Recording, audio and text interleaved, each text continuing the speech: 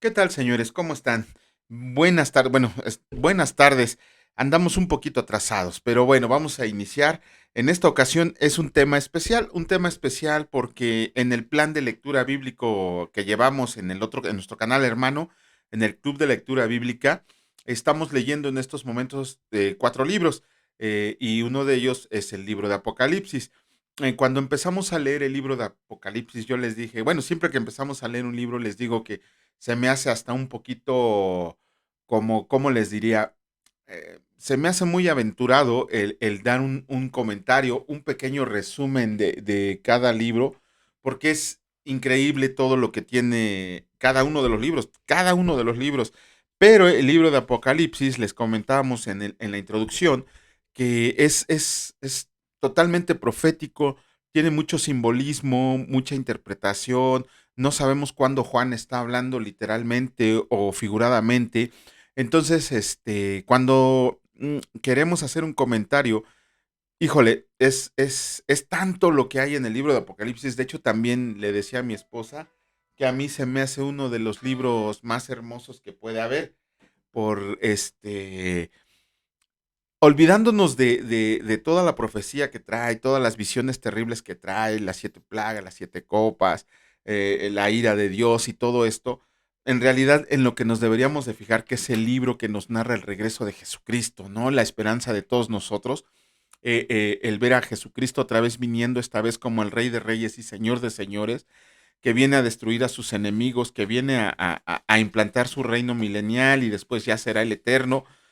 Es un libro hermoso cuando, dejando a un lado, como les digo, las visiones terribles que nos muestra Juan, es el libro del regreso de Jesucristo, ¿no? No hay nada más hermoso que saber que Jesucristo cumple su palabra y viene por toda su iglesia. Pero bueno, como les comentaba, es un video en específico para explicar los capítulos 2 y 3 del libro de Apocalipsis.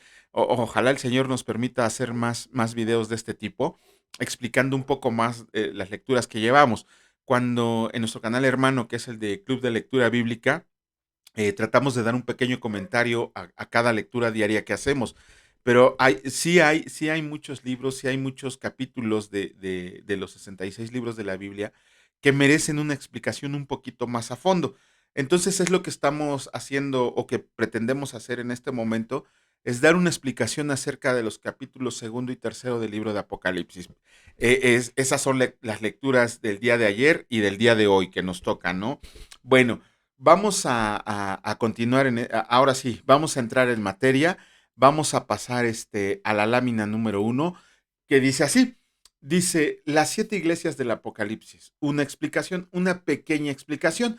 Dice en el libro de Apocalipsis, capítulo uno, versículo 20, dice, el misterio de las siete estrellas que has visto en mi diestra y de los siete candeleros de oro. Las siete estrellas son los ángeles de las siete iglesias y los siete candeleros que has visto son las siete iglesias. Ok, vamos a tocar el punto de las iglesias en general. Nada más quiero hacerles una aclaración aquí cuando dice las siete estrellas son, son los ángeles de las siete iglesias. Ok, un comentario muy pequeño que podemos hacer de eso es que hay ¿cómo les diré? Dos interpretaciones. Una es, ustedes saben, bueno, y si no sabían, la palabra ángel significa mensajero. Y vemos ahí que nuestro Dios Padre Todopoderoso tiene dos mensajeros que se mencionan en la Biblia. De hecho, son los únicos nombres de ángeles que se dan. Son Miguel y Gabriel. De ahí en fuera, todos los ángeles, que Rafael, que Eliel, que Anuel, no sé, todos los ángeles que mencionan la tradición judía o el catolicismo u otras sectas, son inventos del humano. En realidad, la palabra de Dios solamente tiene, ¿cómo se llama? eh, dos nombres de ángeles, en esta ocasión Miguel y Gabriel, que eran los mensajeros del Señor. De hecho, también de este Miguel se menciona que es el general de los ejércitos del cielo. También ahí tenemos que hacer la aclaración de que probablemente cada una de las verdaderas iglesias del Señor, estamos hablando de la verdadera iglesia del Señor, tiene ¿cómo se llama? Tiene un ángel que la cuida, un ángel mandado por el Señor. Esa es una de las interpretaciones. Y la segunda interpretación es que los ángeles se refiere a los pastores, a los verdaderos copastores de cada una de esa iglesia.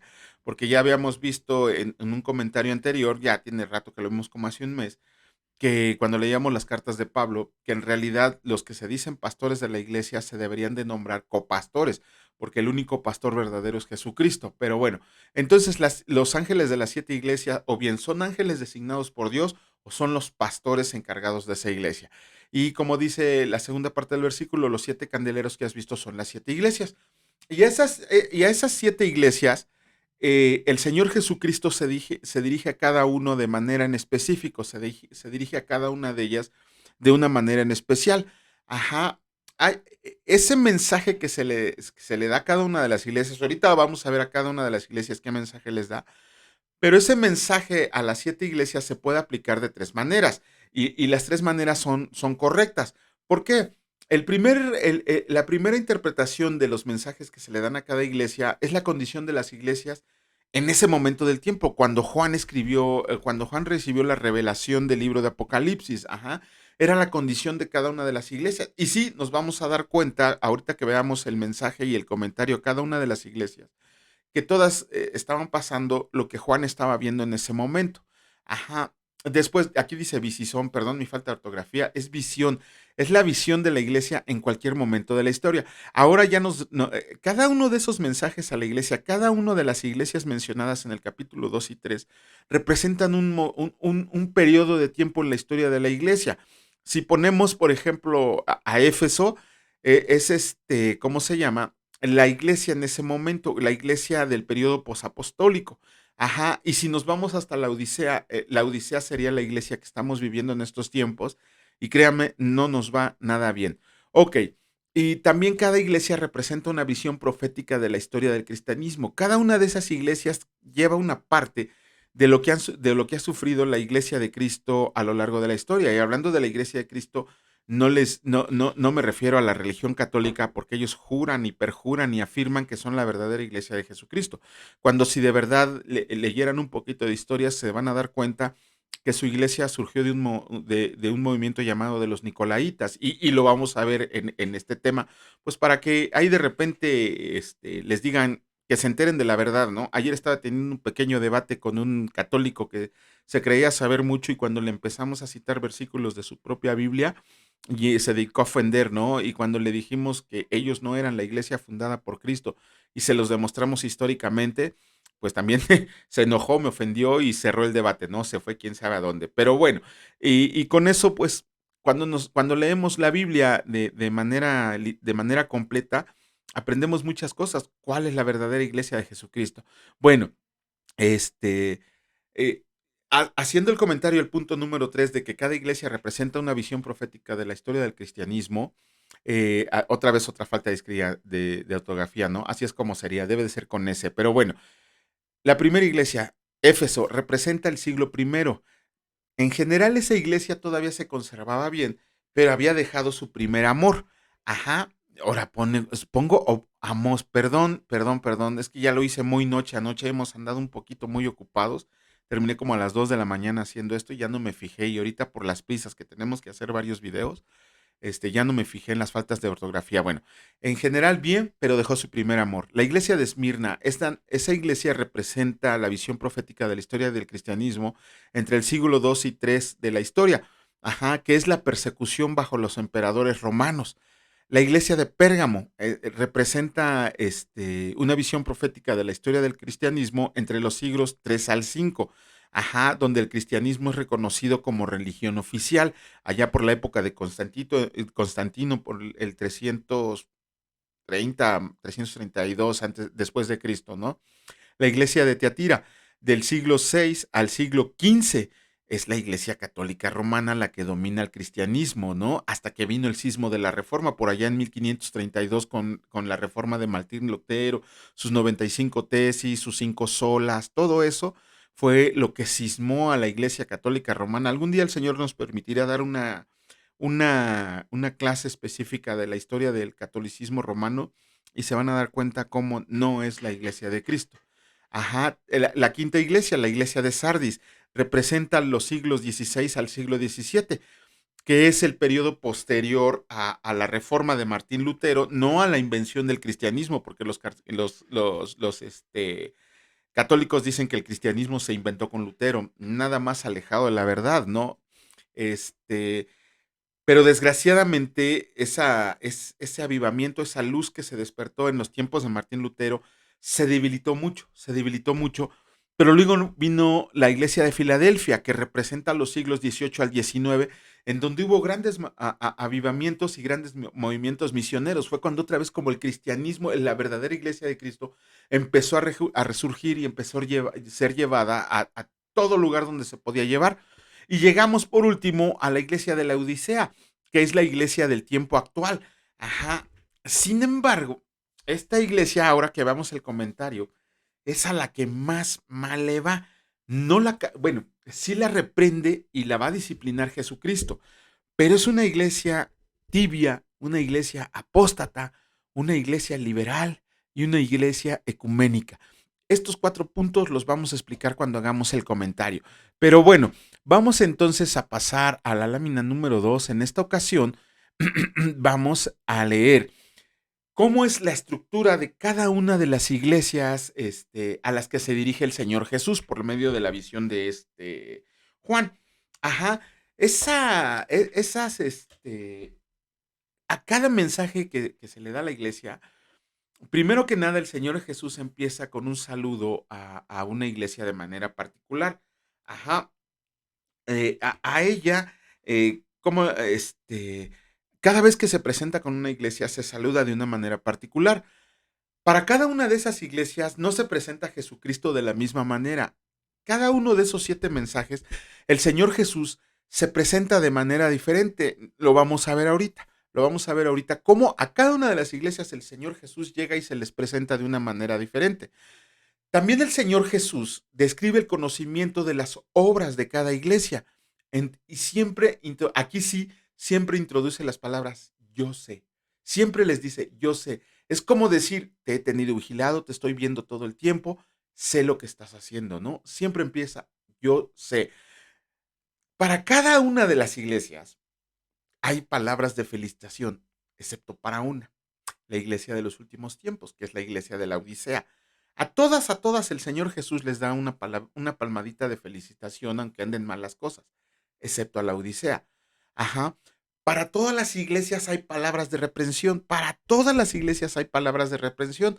Solamente 2 iglesias se escapan del regaño de Jesucristo, que en este caso son la iglesia de Esmirna y la iglesia de Filadelfia. Ujú. Después, a cada una de las iglesias, a las 7 iglesias a las que se les da el mensaje, Jesucristo las exhorta a que escuchen la voz del Espíritu. A la última iglesia le da un mensaje adicional, lo vamos a ver a la iglesia de la Odisea. Ajá. Y a cada una de las iglesias se les da una promesa especial al vencedor. Si logran salir de todos los problemas en los que estaban, vamos a ver que el Señor Jesús les promete una recompensa en especial. Aquí vamos a ver los rasgos dominantes y los problemas que tenía cada iglesia de forma general.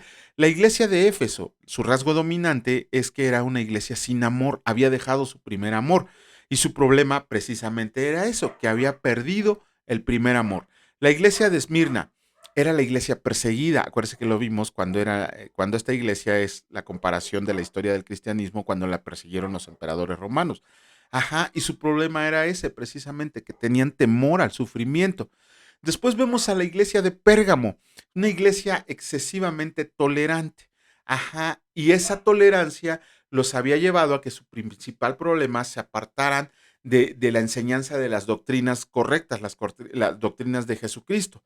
Después tenemos a la iglesia de Tiatira, que es una iglesia contemporizadora que se adaptaba a los tiempos, pero al adaptarse a esos tiempos permitía que el pecado entrara en su iglesia y había un apartamiento moral por parte de ella. Después viene la iglesia de Sardis, una iglesia durmiente, una iglesia así, ¿no? Una iglesia que no hacía nada, que no hacía nada. Por lo tanto, su primer problema es que tenía una mortandad espiritual. Después vemos a la iglesia de Filadelfia, la mejorcita de todas, que era una iglesia con oportunidad, y su problema era que debido a todo el contexto bajo el cual estaban viviendo, se tenía que mantener con firmeza. No era que la hubiera perdido, sino que tenía que seguir manteniendo esa firmeza. Y ustedes, bueno, todos nosotros sabemos como cristianos qué trabajo cuesta vivir la vida cristiana, imagínense ellos. Y por último, la iglesia de la Odisea. Una iglesia complaciente, una iglesia complacida en todo lo malo que estaba haciendo. Y precisamente su gran problema era la tibieza que estaba representando.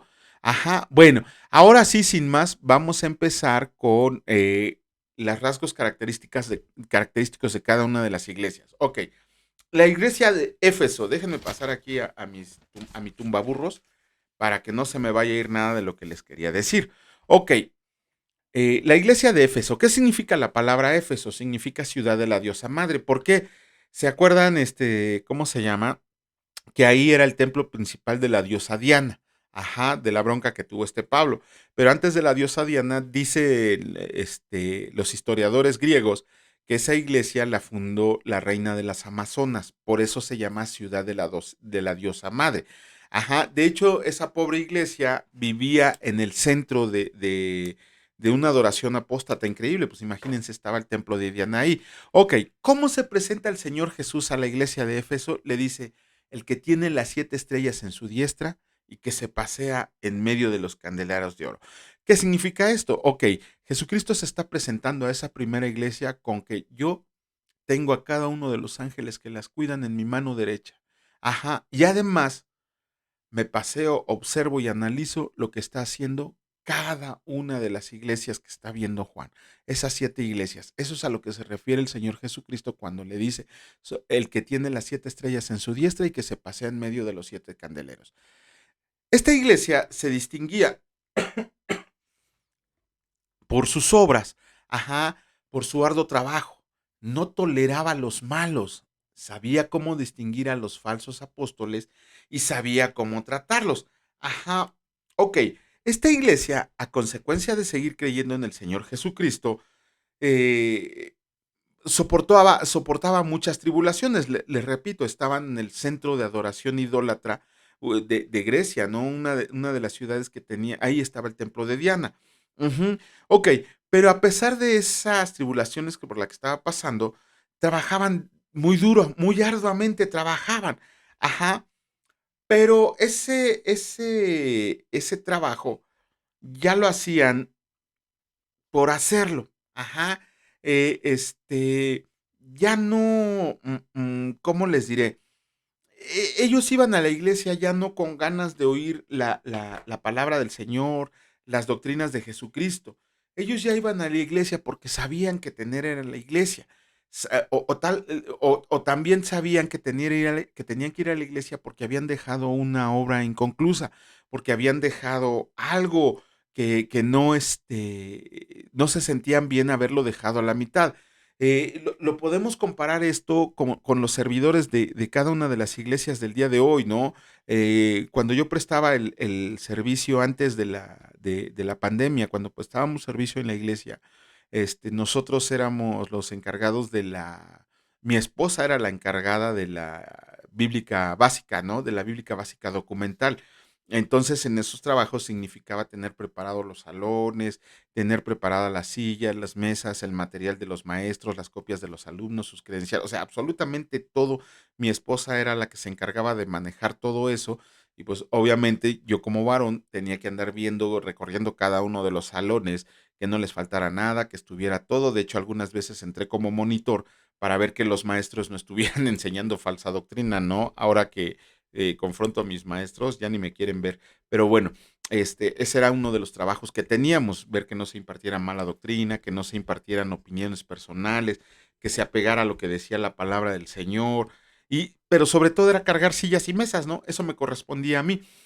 Pero conocí a muchos servidores que ya nada más iban porque, pues, es que tengo que ir a servir porque si no me van a ver mal, ¿no? O sea, ya no tenían ese ardor en su corazón de decir, lo que estoy haciendo, lo estoy haciendo para Cristo, no lo estoy haciendo para mis líderes, no lo estoy haciendo para la iglesia, lo estoy haciendo para Cristo. Ajá. ¿Por qué? Porque estoy trabajando para Cristo. Yo quiero que Cristo vea mi disposición, yo quiero que Cristo me vea cómo quiero hacer algo para pagar esa deuda que tengo yo con él. Y ese precisamente era el problema de los efesios, ¿no?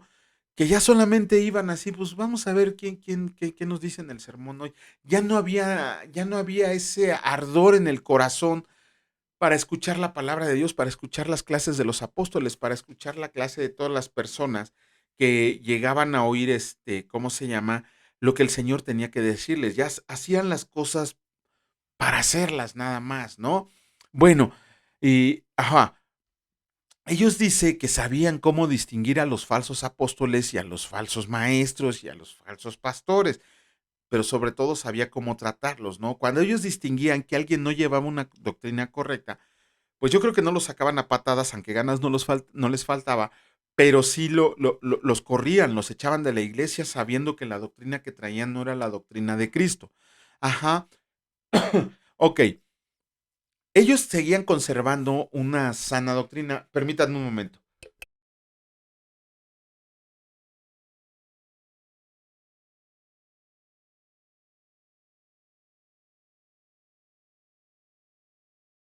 Disculpen la interrupción, pero es que estoy cuidando a mi perrito y anda haciendo cosas que no debe de hacer. Pero bueno, ok, ellos decían que despreciaban a los nicolaitas, ¿no? Y los nicolaitas los vamos a ver también en otra iglesia. Ajá, pero ¿quiénes son los nicolaitas? ¿Por qué los despreciaban? ¿Por qué, cómo se llama? ¿Quiénes eran? ¿De dónde habían surgido? Ok, primero que nada, los nicolaitas, según historiadores de la palabra del Señor, eran de un líder llamado Nicolás, pero nunca se ha encontrado registro acerca de lo que quieren decir estas personas que apoyan la teoría de que surgió un líder llamado Nicolás, que era el que estaba trayendo malas doctrinas a la iglesia del Señor. Nunca se ha encontrado un registro, por eso, porque a unos les conviene que se diga que había un tal Nicolás trayendo mala doctrina. Sin embargo, dice Scofield en un libro, en una Biblia de estudio, en un libro que él escribió, da una interpretación correcta acerca de quiénes eran los nicolaitas. ¿Por qué? Es porque se fue a la raíz griega de la palabra nicolaita. La palabra Nico significa vencedor y la palabra Laos significa pueblo. Por lo tanto, en el contexto de la palabra de Dios, la palabra Nicolás significa gobierno sobre el pueblo. Nicolaos, ajá, significa gobierno sobre el pueblo. ¿Qué quiere decir esto? Que es el surgimiento del sistema clerical. Ok, ¿qué es el surgimiento del sistema clerical? Miren, en la palabra del Señor, por mucho que le busquen y le rebusquen y le más busquen y lo quieran hacer, no trae la palabra cardenal, no trae la palabra cura, no trae la palabra padre en el sentido que lo ve la Iglesia Católica, no trae el oficio de sacerdote como lo utiliza la Iglesia Católica. Ajá, ¿por qué? Porque la palabra de Dios dice que todos los creyentes somos real sacerdocio. Ajá. Entonces, estos nicolaitas empezaron a decir, ¿sabes qué? Es que tú vas a ser obispo, es que tú vas a ser cardenal, es que tú vas a ser cura, es que tú vas a ser camarlengo, es que tú vas a ser padre, es que tú vas a ser sacerdote, ¿no?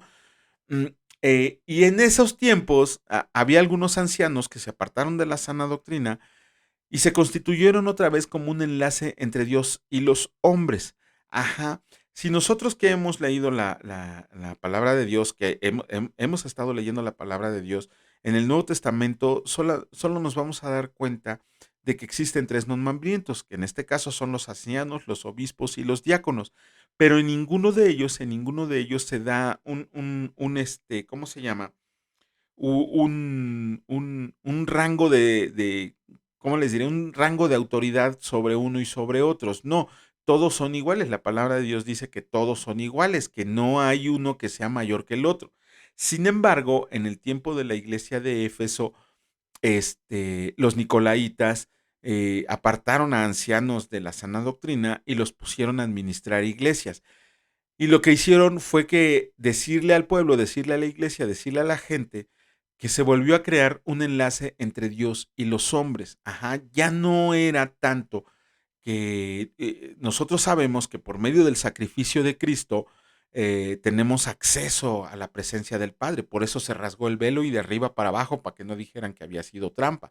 El velo se rasgó de arriba para abajo para que nosotros pudiéramos tener acceso a Dios en todo momento, en todo lugar y en cualquier circunstancia. Sin embargo, los nicolaitas decían que solamente los ancianos o solamente personas elegidas eran los que tenían acceso a la presencia de Dios. Probablemente los nicolaitas venían de la religión judía, que era, acuérdense que el sumo sacerdote era el único que podía tener comunión con Dios. Eso fue lo que volvió a pasar y de ahí surgió. Digo, esto es a grandísimos rasgos, ¿no? Ojalá algún día podamos tocar este punto con más detenimiento, pero aquí surge el sistema clerical, aquí surge la Iglesia Católica Romana. Por eso ellos dicen que son la verdadera Iglesia de Cristo. Sin embargo, si se dan cuenta, ellos surgieron después del periodo post-apostólico. Pedro no le transmitió las llaves de nada a nadie. Pedro no le dio, no agarró y le dijo a alguien, tú vas a ser el nuevo papa, ¿no? Tú vas a ser el líder máximo de toda la iglesia. No, veíamos que no, que eso no lo dice la palabra de Dios. Sin embargo, la doctrina católica romana tomó este movimiento de los nicolaitas y de ahí surgió todo el sistema clerical por el que estamos pasando, surgió a raíz de los nicolaitas. Pero los de la iglesia de Éfeso, aun y cuando habían dejado su primer amor, tenían una sana doctrina que les permitía detectar a este tipo de falsos maestros. Y les digo, bueno, yo si hubiera sido Éfeso en esos tiempos, yo sí los hubiera sacado a patadas. De hecho, quisiera sacar a todos los falsos maestros a patadas, pero luego me acuerdo que soy del Señor y se me pasa, ¿no? Bueno, también recuerdo que tengo a mi esposa que me pone un freno y por eso no hago este tipo de cosas, ¿no? Bueno, vamos a pasar a la siguiente lámina. En esta ocasión vamos a ver la parte final. Ajá. ¿Qué les dice el Señor Jesucristo? Ok, el Señor Jesucristo los alienta, perdón, a que escuchen lo que el Espíritu le dice a las iglesias. Casi esta promesa se las da a todos, ¿no? Ajá, se les alienta a que escuchen lo que el Espíritu dice a las iglesias y el Espíritu les está diciendo, estás dejando tu primer amor, es mejor que regreses a aquel que te dio vida, aquel que te dio luz, aquel que te dio vida eterna. Eso es lo que el Espíritu les está diciendo. Acuérdense que les comentaba que a cada iglesia se les da una promesa especial. En este caso, la promesa especial que se le da al vencedor de la iglesia de Éfeso, al que se mantenga firme en la fe, al que se mantenga firme en la doctrina, es que va a comer del árbol de la vida. Y todos se dirán, ok, ¿y qué significa comer del árbol de la vida? Ok, comer del árbol de la vida significa que vamos a entrar en la vida eterna en toda su plenitud en el cielo. Ajá, todos, absolutamente, no nada más los de Éfeso, todos, absolutamente los creyentes en Cristo que están genuinamente arrepentidos con la fe depositada en el Señor Jesús como Señor y Salvador, van a ser los que entren a la vida eterna en el cielo. Ajá, y vamos a tener la oportunidad de estar comiendo del árbol de la vida, que es estar en una plenitud de comunión con Cristo. Vamos a ver Cristo cara a cara, vamos a sentir la presencia del Padre Todopoderoso. Eso es comer del árbol de la vida, es comer el alimento espiritual que nosotros anhelamos, que nosotros deseamos. Ajá, eso es comer el árbol de la vida, mantenerse firme en la fe, firme en las doctrinas del Señor Jesús, firme en la enseñanza de los apóstoles, sin tergiversarla. Eso es lo que significa comer del árbol de la vida. Ok, por último del comentario, la iglesia de Éfeso es la iglesia que se ajusta a la descripción en la historia del cristianismo después del periodo apostólico. Ajá.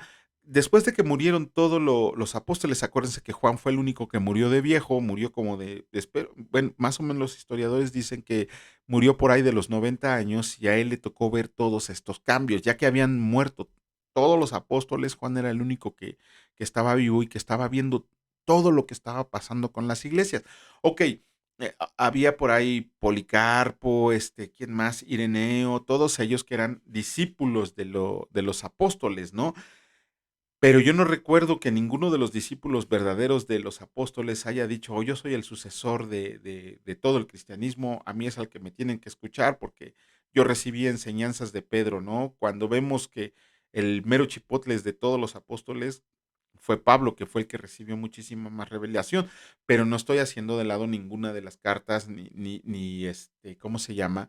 Ni escritos que hayan hecho los demás apóstoles, simplemente estoy diciendo que no es que Pedro no sea un buen ejemplo, sino que Pedro jamás le dejó las llaves de nada a nadie, ¿no? Me sorprende de dónde sacan a veces tantas burradas que decir que Pedro le transmitió el papado, ¿no? Así dicen ellos, que transmitió el papado. Eh, no sé, bueno, sí sé de dónde sacan esas ideas, pero bien mal interpretadas. Bueno, eso es lo que podemos ver ¿cómo se llama? De la iglesia de Éfeso.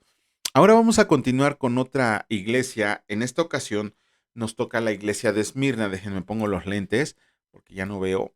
Y dice así, la iglesia de Esmirna. ¿Qué significa la palabra Esmirna? Significa amargura. Ajá. Como les mencionábamos, Cristo se presenta a cada iglesia de una manera especial, no se presenta a ellas de igual, hola, ¿cómo estás? Buenas tardes, soy Jesucristo. No, a cada una de ellas se les presenta como, ¿cómo se llama? Como cada una persona, no una persona diferente, con una característica diferente de, de lo que necesita esa iglesia. ¿A cómo se le presenta a Jesucristo a la iglesia de Esmirna? Se le presenta como el que estuvo muerto y volvió a la vida, como el primero y el postrero. Ajá. Con esto Jesucristo les está diciendo, yo soy aquel que tiene eternidad. Cuando dice el primero y el postrero es que no hay nada antes de mí y no habrá nada después de mí. Ajá, yo soy la eternidad, yo soy el que, cuando nosotros comprendemos, como comprendemos el tiempo, ¿no? Dice que estuvo muerto y volvió a la vida. Él entregó su vida para salvación de nosotros, pero retomó su vida para que todos viéramos que era el Mesías elegido. Para la iglesia de Esmirna no hay un regaño. Ajá, ellos, más bien, con amor, con ternura, el Señor Jesús le dice a la iglesia que conoce de sus tribulaciones. Es una iglesia pobre, pero que espiritualmente eran ricos.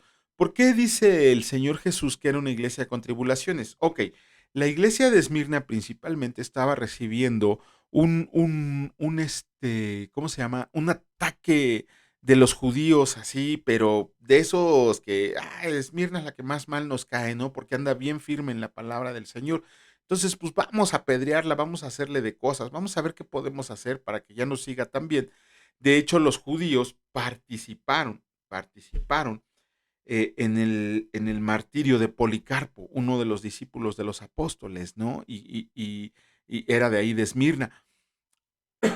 Ellos participaron en el martirio de Policarpo cuando sabían que ellos no podían participar en ese tipo de situaciones, ¿no? Cuando el Imperio Romano quemó vivo al buen Policarpo. Bueno, les dice que son una iglesia pobre, que él sabe que son una iglesia pobre. Ok, era una iglesia pobre porque no había los recursos suficientes para poder expandir el evangelio, para poder construirse un edificio más grande, para poder reunirse en esos lugares. Sin embargo, Jesucristo le dice, pero espiritualmente ustedes son no ricos, multimillonarios ustedes son. ¿Por qué? Porque a ustedes no les tocó regaño, porque a ustedes lo único que les tocó son palabras de felicitación. Desgraciadamente, en el siguiente punto que les dice el Señor Jesús, les dice que no tengan miedo. ¿Por qué? Porque iban a ser encarcelados por 10 días para ser probados. ¿Qué significa esto del encarcelamiento de 10 días? Ok, eh, la primera interpretación es que sí, verdaderamente a algunos de los, ¿cómo se llama?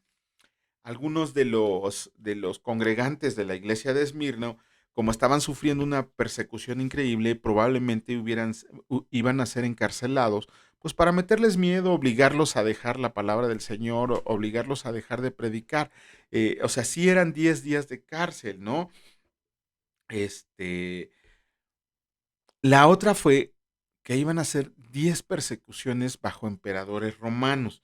Esa de las 10 persecuciones bajo emperadores romanos, pues sí, también les pasó, ¿no? Desde que Nerón le echó la culpa a todos los cristianos de haber incendiado Roma, vimos cómo cada emperador los empezaron a perseguir y no a perseguir así, si va pasando un cristiano, meten a la cárcel. No, se metían a las casas a sacar a los cristianos. Les decía yo, ¿cómo era? Ya se me olvidó, acaba de olvidar el nombre del emperador que iluminaban los caminos a Roma con antorchas gigantes, pero esas antorchas gigantes eran aquellos que confesaban su fe en Jesucristo. Ajá, el camino estaba lleno de cadáveres ardiendo de los cristianos.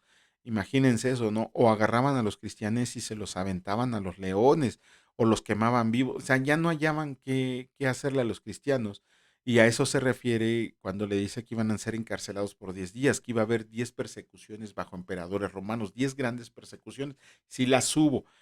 Les digo, el tiempo no nos alcanza para explicarles cada una de ellas. Ojalá puedan estudiar eso, pero sí hubo. Hay un libro que se llama Historia del Cristianismo, se los recomiendo. De hecho, son 2 tomos, se los recomiendo pues, si quieren profundizar más acerca de esto, que lo lean. Y también se puede interpretar como 10 años de persecución bajo el emperador Diocleciano, uno de los más salvajes torturadores del cristianismo, que los persiguió durante 10 años. Era cuando los cristianos se andaban escondiendo. Bueno, creo que también ahorita ya nos tenemos que andar escondiendo, ¿no? Porque nos acusan de cada cosa. Cuando las personas hablan de igualdad y libertad y todo esto, quieren que sea su verdad y su libertad la que se proclame, pero la de sus semejantes no quieren que se proclame. Pero bueno, a eso se refiere la palabra del Señor cuando dice que iban a ser encarcelados por 10 días y además en esos 10 días iban a ser probados. ¿Qué quiere decir?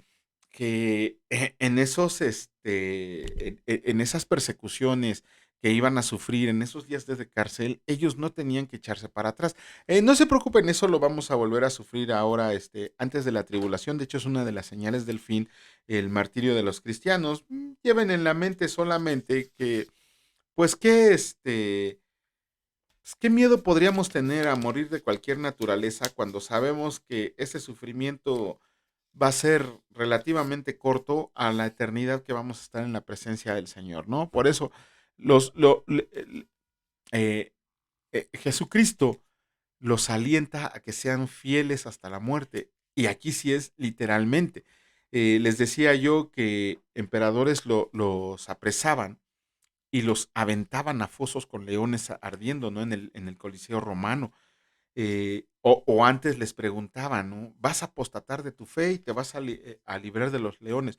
Por supuesto hubo quienes, ¿cómo se llama? Que hubo quienes sí apostataron de su fe, pero hubo quienes dijeron: yo soy de Cristo y me vale que eso lo que venga", ¿no? Y ellos eran los que estaban ardiendo en los caminos, los que jugaban, los torturaban, los que aventaban a leones, los que eran sacos de arena para los gladiadores, todo eso, ¿no? Nosotros también aquí tenemos que ver cómo a la iglesia de Esmirna, que tiene tribulaciones, que era pobre, no nos demos por vencidos. Esta vida es momentánea. Sí, yo sé que hay dolor, yo sé que hay necesidades, pero si nosotros somos del Señor, la promesa del Señor es que nunca nos va a dejar solos, siempre va a estar con nosotros, ¿no?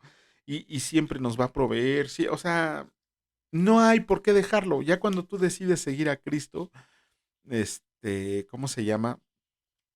No hay por qué para echarse para atrás. Acuérdense que leímos en hebreo que dice: nosotros no somos de los que nos echamos para atrás, ¿no? Un verdadero discípulo de Cristo, un verdadero creyente en Cristo, no se echaría para allá. ¿Cuál es la promesa que se le da a la iglesia de Esmirna? La corona de la vida. Ajá, la corona de la vida. ¿Qué significa esa corona de la vida? Ok, vamos a ver en otra iglesia que no van a sufrir de la segunda muerte. En este caso, la corona de la vida significa la eternidad con Cristo. Ajá, aquellos que apostataran de su fe y por mala suerte fueran engañados y fueran aventados a los leones, por esa apostasía ya no iban a poder disfrutar de la vida eterna con Cristo. ¿Por qué? Porque apostataron de la fe. Sin embargo, todos aquellos que se mantienen fieles van a poder vivir la eternidad con el Señor Jesús. Esa es la corona de la vida, estar en la eternidad con el Señor Jesús. Y esta iglesia representa en la historia del cristianismo a la iglesia perseguida por todos los emperadores romanos, todas las persecuciones que sufrió la iglesia cristiana es la que representa a la iglesia de Esmirna, que si bien no tenía fallas en cuanto ¿cómo se llama? A las doctrinas que conservaba la enseñanza de Jesucristo, lo que sí es que era perseguida, tenía tribulaciones, era pobre en recursos, pero tenía al Señor Jesús de su lado. Bueno, en esta ocasión vamos a pasar a la iglesia de Pérgamo, ajá, ¿Qué significa la palabra Pérgamo? La palabra Pérgamo significa alta torre o totalmente casada. Vamos a ver por qué. Aquí el Señor Jesús se presenta como el que tiene la espada de dos filos y muchos se preguntarán, bueno, ¿y qué es la espada de dos filos? Para poder comprender qué es la espada de dos filos, tendríamos que ir a leer Hebreos capítulo 4, versículo 12. Versículo 12, donde dice que la palabra de Dios es como espada de dos filos que corta tuétanos, corazón, o sea, todo eso. Vayan a leer el versículo de 12 del capítulo 4 del libro de Hebreos, de la carta a los Hebreos, y se van a dar cuenta que Jesucristo se presenta como el dueño de la palabra de Dios. Ujú. Se presenta como como el que mandó a hacerla. Yo soy el que tiene la espada de dos filos. ¿Por qué le dice a la ciudad de Pérgamo que era el trono de Satanás? Ok, el trono de Satanás era el centro de adoración, pero al emperador. Ajá, no a un dios en específico, no a un hombre. Era ¿cómo se llama? Era a donde más se le rendía culto al emperador. Recuerden que ellos decían que los emperadores eran, ¿cómo se llama? Puestos por los dioses Zeus y no sé cuántos otros diosesillos por ahí. Eran representantes de ellos y ahí en la iglesia de Pérgamo se hacía un culto en específico al emperador como reconociéndolo como el Dios encarnado en esta tierra. Ujú. Ok, este, ¿qué más? Un dato interesante que tenemos que ver esta iglesia es que también se llamaba trono de Satanás, porque aquí en la palabra de Dios vemos que menciona al primer mártir asiático. De hecho, no sabemos si es el primero, pero por lo menos es el primero del que se tiene registro. Un tal Antipas, ¿no? Sí, Antipas. Sí, Antipas es el primer mártir asiático del que se tiene conocimiento que fue martirizado. Por. ¿Y saben por qué fue martirizado? Por no dejar a Jesucristo y por no adorar al emperador. O sea, él decía, no, ese emperador nada tiene que ver con mi Señor y Salvador. Y si me ponen a elegir entre el emperador y Jesucristo, yo elijo 1000 veces a Jesucristo. Y nada más por eso se lo echaron, ¿no? Ahí sí no recuerdo cómo mataron a este Antipas, pero sí sé que es el primer mártir asiático del que se tiene conocimiento. Ajá, no sé si fuera el primero, pero es el primero que se tiene conocimiento. Porque por mantener su fe firme en Jesucristo. Ok, la iglesia de Pérgamo es regañada principalmente por dos cosas. Bueno, ellos, ¿cómo se llama? Permitieron la doctrina de Balaam. ¿Qué significa la doctrina de Balaam? Ok, la doctrina de Balaam significa, si nos vamos a ver por allá a leer el libro de números, sí, números, debe de ser del capítulo 21 como al 23. Vamos a ver la historia de un tal Balaam. No sé, lea, y por favor sáquenme de mi error, está ahí sí está en el libro de números, en los capítulos del 21 al 23. Por ahí está la historia de Balaam. Ajá. ¿Por qué entonces dicen que la doctrina de Balaam? Ok, Balaam, eh, él comía de lo sacrificado a los ídolos. Por lo tanto, la doctrina de Balaam permitía que lo que se sacrificaba a los ídolos los creyentes en Jesucristo lo pudieran comer. Otra de las cosas que permitía la doctrina de Balaam es que hubiera fornicación e inmoralidad sexual. Eh, ¿Qué significa fornicación? Fornicación es un poquito diferente en el contexto bíblico a tener relaciones sexuales. ¿Por qué? Porque la fornicación se refiere a tener relaciones con todos. ¿Y qué significa tener relaciones con todos? De hecho, la palabra de Dios dice que, ¿cómo dice? No, ¿qué tiene que ver Cristo con Belial? O no te unas en yuno desigual. Si tú eres de Cristo, nada tienes que hacer con los demonios. O sea, de hecho, la doctrina de Balaam permitía que ellos se relacionaran con cualquiera que tuviera otra doctrina. Cuando acabamos de leer en Judas o en Santiago, no recuerdo, o en Juan, no recuerdo, también donde dice que a los que traen mala doctrina, azótales la puerta en la cara prácticamente y ni siquiera les digas bienvenidos. Entonces ellos permitían esta doctrina de Balaam. Y también permitían a los nicolaitas. Ajá, ya ahorita en Éfeso vimos quiénes son los nicolaitas, el surgimiento del sistema clerical. Entonces ellos se dejaron deslumbrar por las ideas nuevas que traían estos cuates y permitieron que esa doctrina se permeara con las enseñanzas de Jesucristo. Ajá. Échenle ganas a la doctrina de los nicolaitas para que podamos enseñarles a los que practican la religión católica que en realidad la iglesia de Cristo es la iglesia evangélica, la iglesia de discípulos de Cristo y no la iglesia católica romana. No tiene ningún fundamento bíblico la iglesia católica para decir que ellos son la iglesia de Cristo. Y los fundamentos que te citan son fundamentos mal interpretados o modificados para poder decir que ellos son la iglesia de Cristo, pero nada que ver que ellos sean la iglesia de Cristo. De hecho, la iglesia de Cristo surgió, perdón, la iglesia católica romana ya surgió con todo su esplendor después de Constantino. Pero bueno, ¿cuál fue el llamado que se les hace a la iglesia de Pérgamo? ¿Cuál es independiente de la reprensión, cuál es el llamado que se les hace?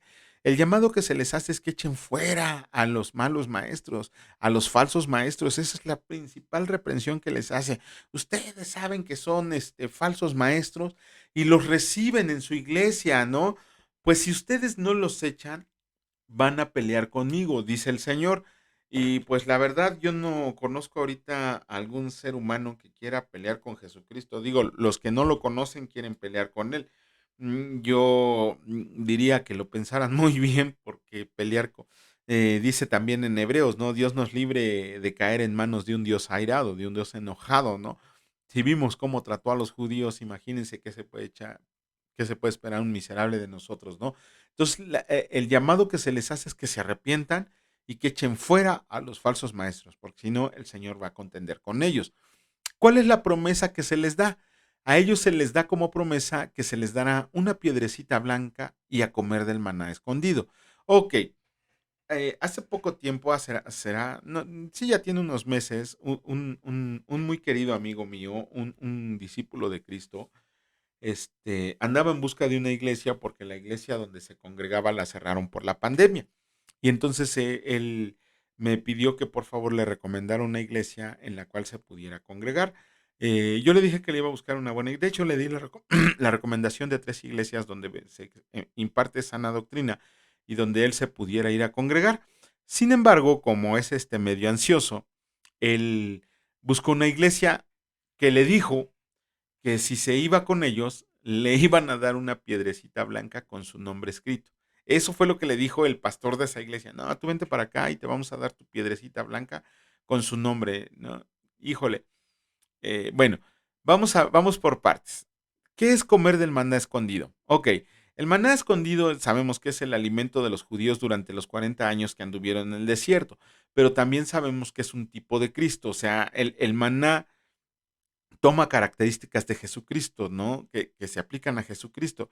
Es un alimento espiritual, ajá, es una comunión, es una dulce comunión con el Señor, es estar frente al Señor, pero en paz, en solazada paz, ¿no? En estar con Él sin el temor a ser destruidos, porque el pecado ya no mora en nosotros. Eso es comer del maná escondido.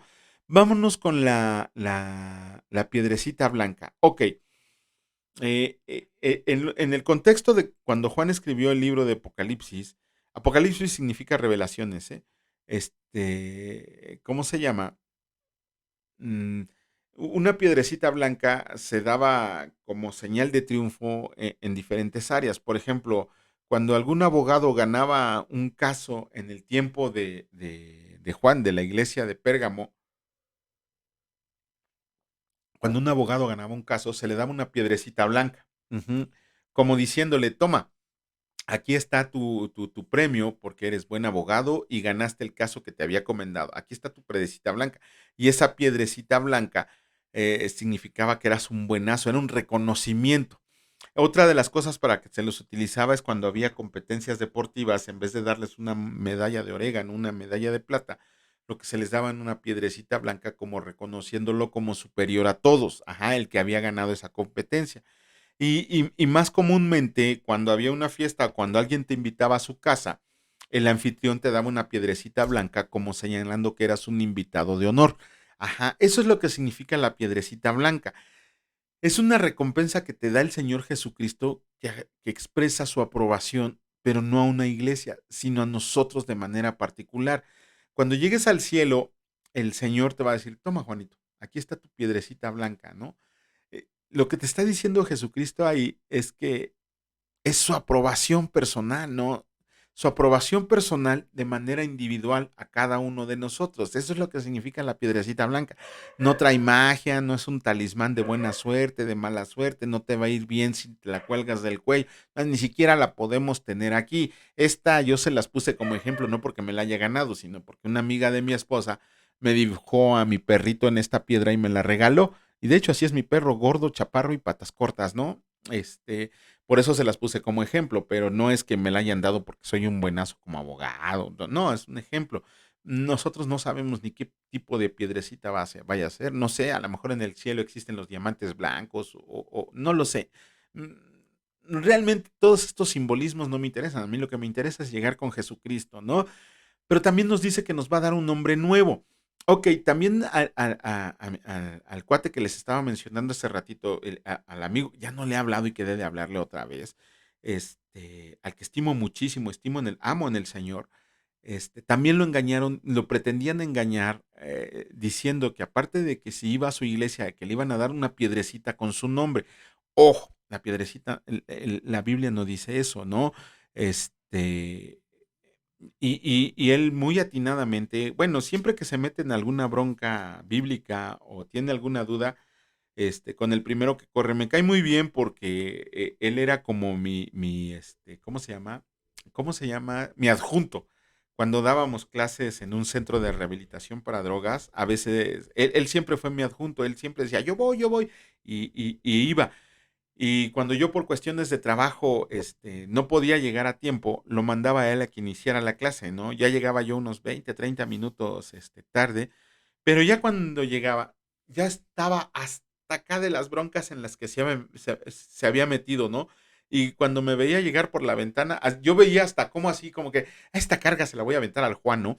Y ya me decía, ¿verdad que esto? ¿Verdad que esto? Y ya lo tenía que sacar de las broncas. Afortunadamente, gracias a Dios, él sigue preparándose y ya no se meten tantas, pero tuvo la buena disposición de preguntarme que si esa iglesia tenía una sana doctrina porque le estaban prometiendo una piedrecita blanca y un nombre nuevo. Y la palabra de Dios, vamos a ver lo que significa más a profundidad, lo vamos a ver un poquito más adelante en una iglesia, cómo no es uno, son tres nombres nuevos los que te va a dar el Señor.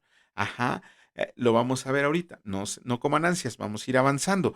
Pero entonces le dije, obviamente esa no es una iglesia con sana doctrina porque se están poniendo en el lugar de Dios, te están queriendo dar la recompensa que solamente Jesucristo te prometió a ti y que Él te la va a entregar en tu propia mano. Ahora, el nombre nuevo no es que, por ejemplo, te llames Torcuato y allá arriba te vayas a llamar Perlebonio. Ajá, no. El nombre nuevo es la aceptación por parte de Dios. O sea, es así de que bienvenido, Juanito. Y el nombre nuevo es un título de gloria. Ajá, no sé, va a ser Juanito el Hermoso, ¿no? Vente para acá. No, Juanito el Hermoso, no. Juan el Amado ya está, no sé, Juan el Humilde, ¿no? Solamente el Señor sabe, ¿no? Dependiendo de la gloria que le hayas dado en este mundo terrenal, el Señor te va a recibir de manera de manera personal, no creas que te van a recibir así como te enseña la Iglesia Católica u otras sectas, que está San Pedro en las puertas y él te va a abrir la puerta para que entres.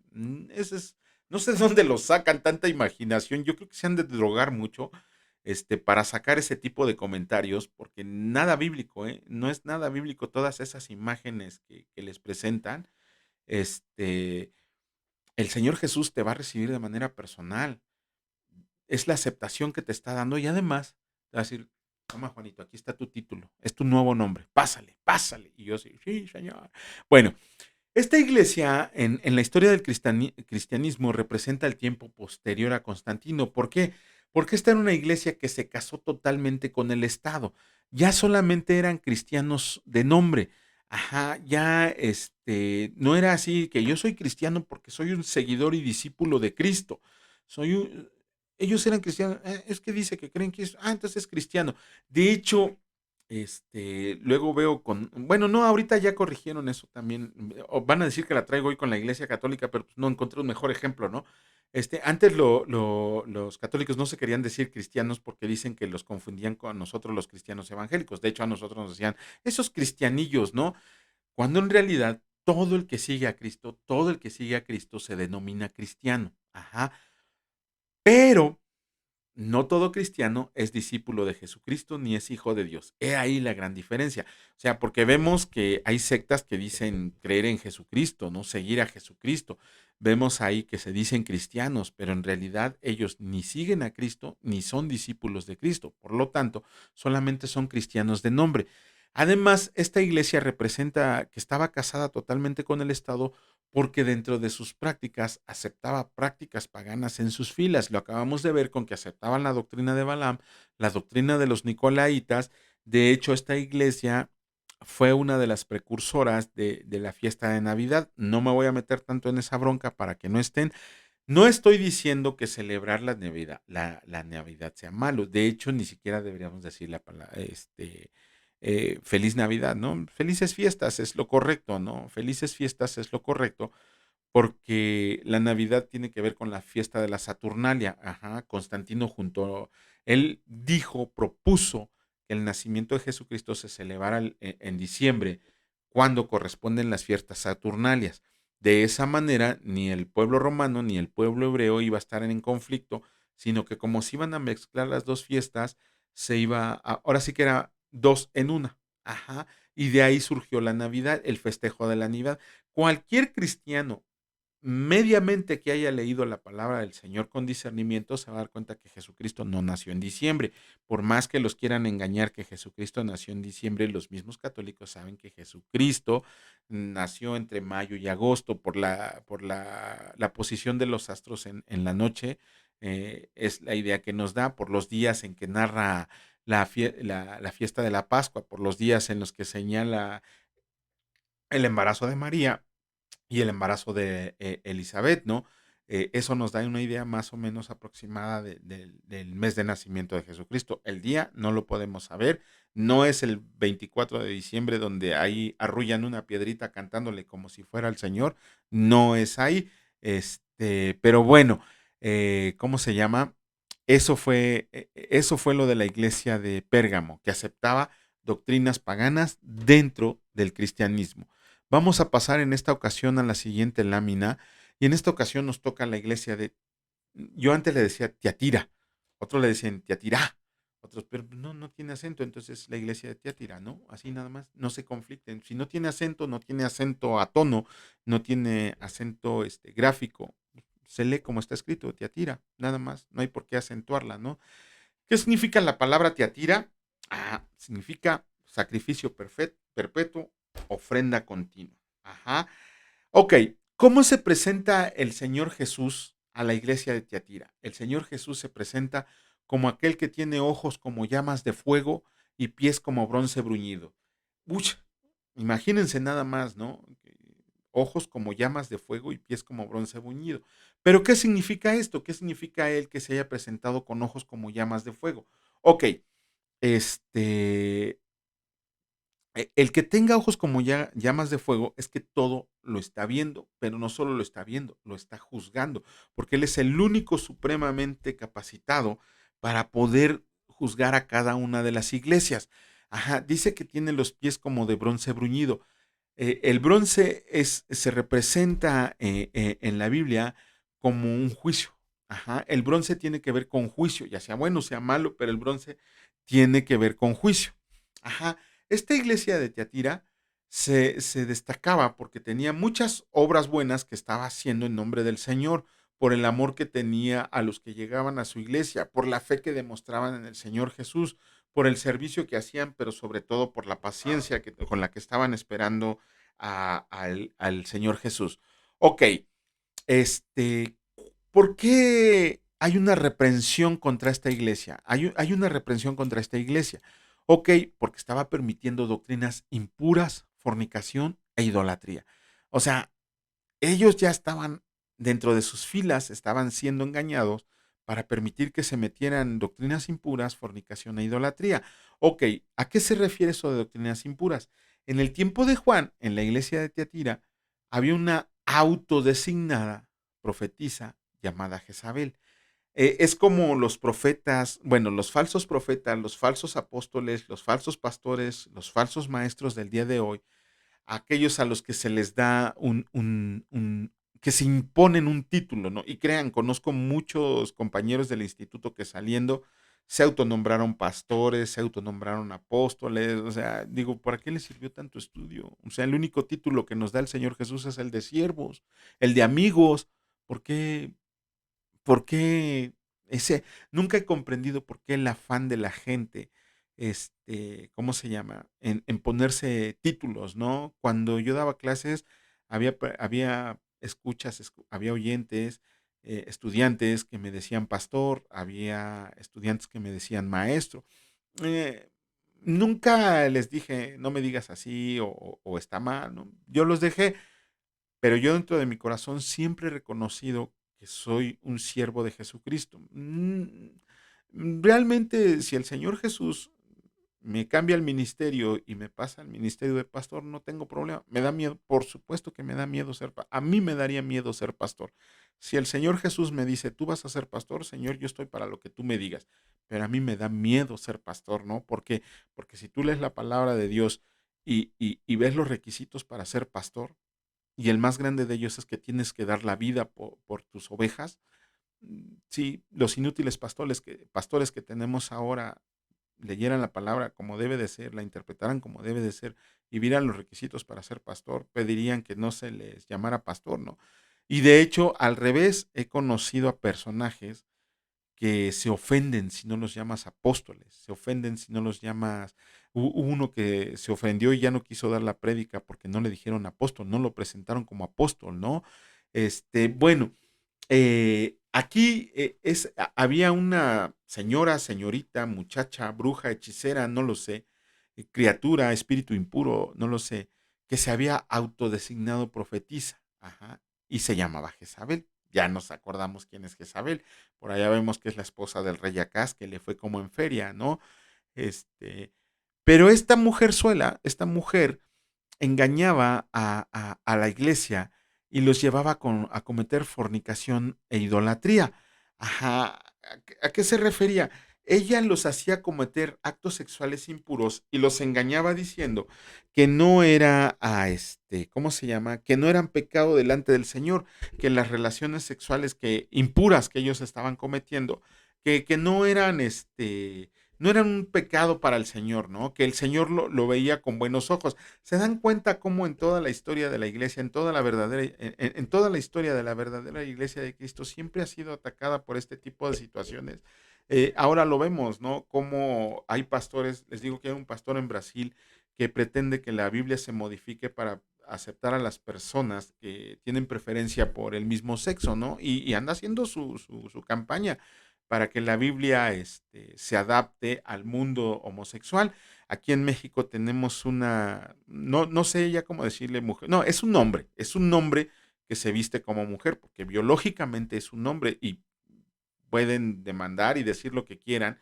De hecho, por ahí hay un caso que llevamos acerca de alguien que fue a demandar porque no, ¿cómo se llama? No le llamaban femeninamente cuando él era un hombre, ¿no? Y cuando demostramos que biológicamente era un hombre, pues no le quedó otra a que la autoridad, a que darnos el fallo a nosotros. Pues sí, o sea, en primer lugar, pues biológicamente eres hombre, hayas hecho lo que hayas hecho, tú eres hombre. Y segundo lugar, la libertad de expresión. Ellos exigen y exigen y exigen que que se respeten sus derechos. De la misma manera, nosotros debemos respetar nuestros derechos. Yo no tengo ningún problema en que vivan su vida como quieran, cada quien se va al infierno como elige. Ajá, pero no me pueden imponer a mí el derecho de decirle a mi hija que esa es una mujer cuando es un hombre. Yo no puedo hablarle con mentiras a mi hija y decirle, no, trátala como mujer, no, es un hombre, hija, trátalo como un hombre. Si ella cree que es mujer, si eso cree que es mujer, pues allá eso, ¿no?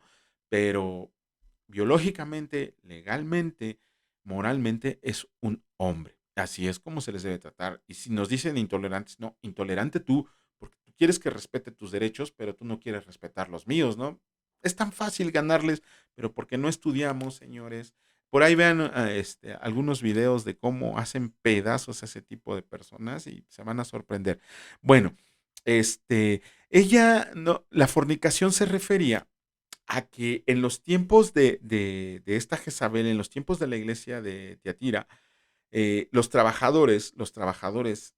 griegos los griegos y romanos habían hecho sindicatos, habían hecho agrupaciones, no eran sindicatos como tal, eran agrupaciones de trabajadores que se dedicaban a la misma labor. No lo sé, un ejemplo, calafeteadores de barcos, ¿no? En ese tiempo, ¿no? Un calafeteador es el que le unta vea a un barco para que no se rinda. Obviamente no era uno, eran cientos. Entonces todos ellos decidieron unirse, pues para defenderse como gremio de las atrocidades de los patrones. Y, y Jezabel invitaba a los cristianos a que se unieran a esos gremios, pero no solo a que se uniera, sino que cuando esos gremios, obviamente, ya saben, todo gremio tiene a su santito, ¿no? Lo mismo de esta manera, todos esos gremios tenían a su Dios al cual tenían que adorar y hacerle fiesta. Entonces, esta Jezabel le decía a los cristianos que no, que Dios no se enojaba por celebrar a esas deidades, que Dios no se enojaba por eso, que ellos se relacionaran con todos ellos. Acuérdense que la fornicación en varios contextos de la palabra de Dios se refiere a tener relaciones sociales con otros, no solo relaciones sexuales, relaciones entre naciones, entre pueblos, entre personas, pero malas relaciones, relaciones que no son vistas con agrado de Dios. Idolatría por lo que le decía de los gremios. Ajá. Todo esto, todo este engaño de Jezabel es a lo que en la palabra de Dios, toda esa doctrina y ritos de Jezabel son conocidas como las profundidades de Satanás. ¿Por qué? Porque sabemos que era de Satanás todo eso lo que esta tipa Jezabel estaba haciendo. Ajá. Pero en esa iglesia había un remanente fiel que se resistió a Jezabel. Ajá. Y la única carga que ellos tenían era que tenían que retener la verdad hasta que regresara Jesucristo. Ajá. Eso era lo que se les había encargado. A ver, dentro de esa iglesia que está llena de fornicación, de idolatría, de paganismo, de doctrinas malas, de esas 100 personas hay tres personas que dicen, no, eso está mal, no, yo no le entro a eso, no, eso que estás haciendo está mal. Por lo tanto, ellos se negaron a entrar a las doctrinas de Jezabel y era el remanente fiel que quedaba, que seguía, ¿cómo se llama? Que seguía adorando al Señor Jesús y dándole toda la gloria y la honra y aceptando y practicando sus doctrinas. Ajá, y la única carga que tenían era que retuvieran la verdad hasta que regresara Jesucristo. Jesucristo. Muchos dicen, es que no ha regresado Jesucristo. Por supuesto que sí, cuando mueres físicamente, Jesucristo viene por ti, ¿no? O sea, eso es a que regrese Jesucristo. Y si Jesucristo regresa mañana, hay que retener la fe. Por eso les digo que vivir la vida cristiana se oye bien bonito, pero ¿qué tal, no? ¿Cuál es la recompensa que tendría esta iglesia de Tiatira? Ok, la recompensa que le esperaba a esta iglesia es que reinaría con Cristo en el milenio. Imagínense, miren, cuando venga Cristo, obviamente Él va a ser el gobernador mundial, el gobernador de todos los que crean, de todos los que queden en el mundo, Él va a ser el gobernador. Vemos que su rey, vamos a suponer que Cristo sería el emperador. Su rey sería David. También lo dice la palabra. David regresaría a reinar. ¿Por qué? Porque era un hombre conforme al corazón de Dios. Pero dentro de ese reinado, David también tenía gobernadores, también tenía príncipes, también tenía todo, ¿no? Entonces va a necesitar gente, independientemente de los 12 apóstoles, que van a ser 12 columnas y van a regir sobre 12 ciudades. También aquí está, los que retengan la verdad hasta que regrese Jesucristo, la promesa que les da el Señor Jesús es que van a tener autoridad sobre las naciones y juzgarán el pecado y la rebelión con severidad y rápidamente. O sea, todos estos cuates, todas estas personas que retengamos la verdad hasta que regrese Jesucristo, vamos a tener autoridad sobre las naciones, pero además que se nos va a dar la autoridad de juzgar el pescado, el pecado y la rebelión, pero además, como a mí me gusta, con severidad y rápidamente. Digo, por eso el Señor a mí también me juzga bien severo. Ah, condenado Juanito, con que estás viendo esto, ahorita vas a ver cómo te va a ir, ¿no?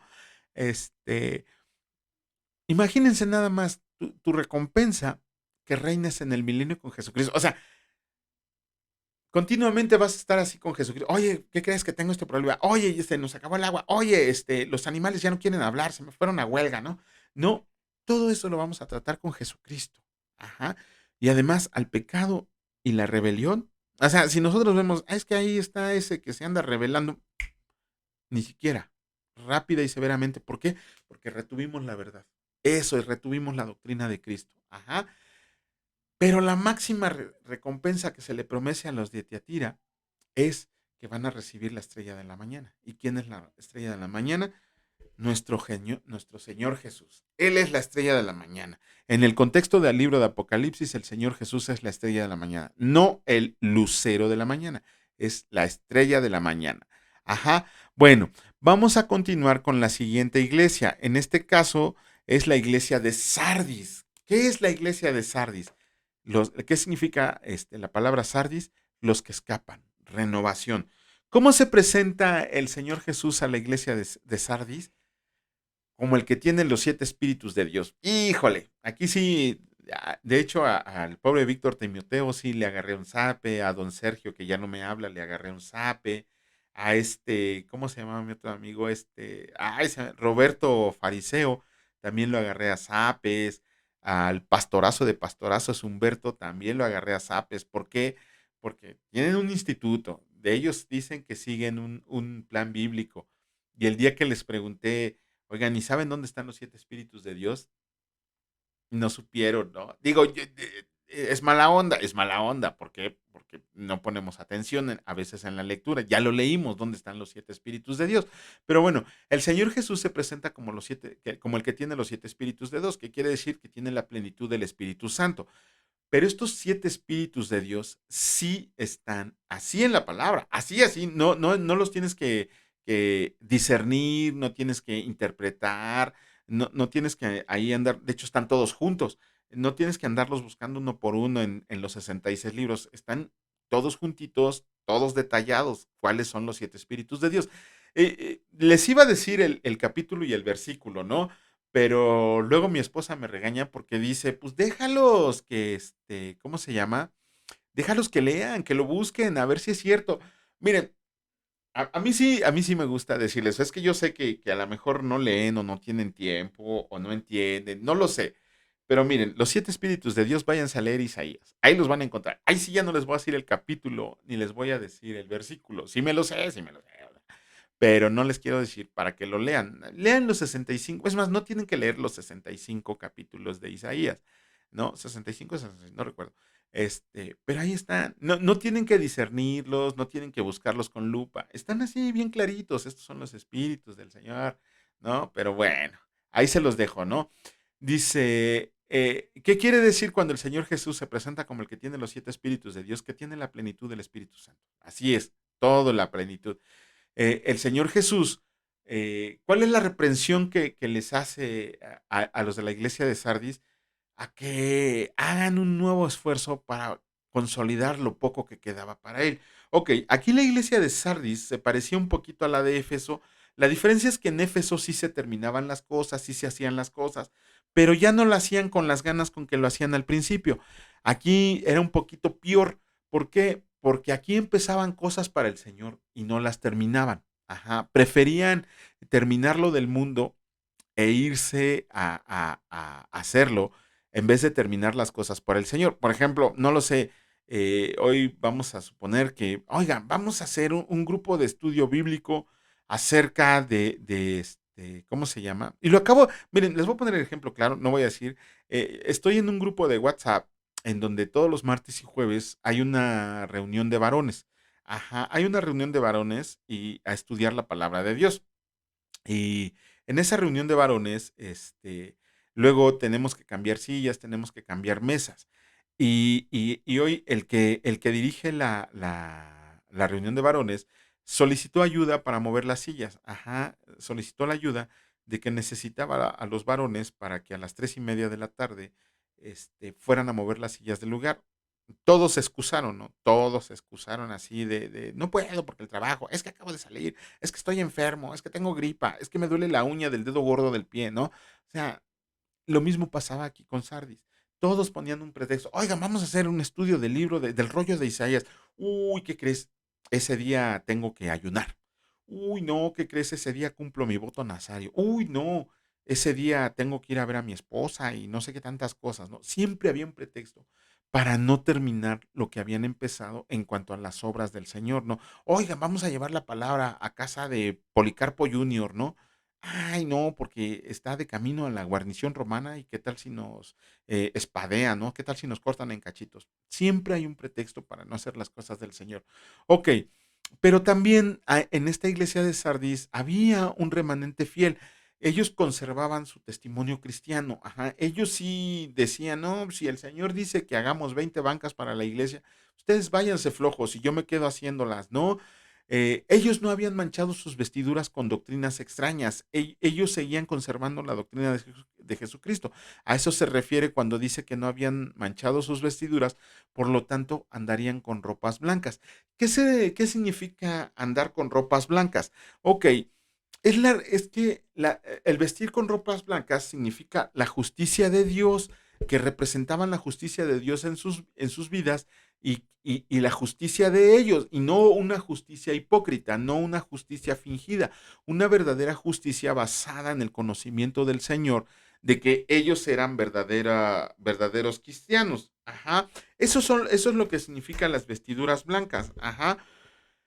Una de las grandes recompensas que se les va a dar a los de la iglesia de Sardis, que se les dio a la iglesia de Sardis, es que sus nombres no serían borrados del libro de la Biblia, perdón, del libro de la vida. Ajá.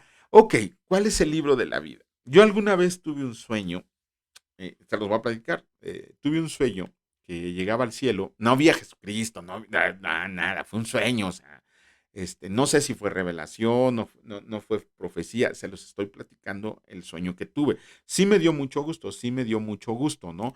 Pero, ¿cómo se llama? No lo quiero interpretar como profecía, yo sé que es una realidad, no lo quiero interpretar como presunción, no, no, no, es un sueño que yo tuve en el que iba al cielo. Andaba yo caminando sobre nubes, porque esa es la interpretación que yo tengo del cielo. No sé cómo sea. Bueno, la palabra de Dios sí nos enseña cómo es el cielo, pero pues yo en mi sueño lo vi como que andar caminando sobre nubes y que me acercaba así a una nubecita donde había mucha luz y había una columna, ajá, y una columna así como que me llegaba por aquí, una columna blanca precisamente, y así como de mármol, así como las columnas de los templos antiguos, ¿no? Y que llegaba, y había un cuaderno, no un libro, yo lo vi como un cuaderno en ese momento. Y cuando llegaba yo a ese cuaderno estaba cerrado, y oía una voz que me decía, búscate. Así me decía esa voz. Cuando yo agarraba el cuaderno y la abría, se transformaba en un librote así gigantesco, ¿no? Así, un libro antiguo, así un viejo grande, pesado, con hojas amarillas y todo. Y que me empezaba yo a buscar en ese libro, ¿no? Y que encontraba mi nombre, y no había leído Apocalipsis en ese tiempo, ¿no? Bueno, sí ya lo había leído, pero no lo había comprendido. Entonces, que encontraba mi nombre ahí y que me ponía yo así súper feliz, sí estoy, mira, aquí está mi nombre.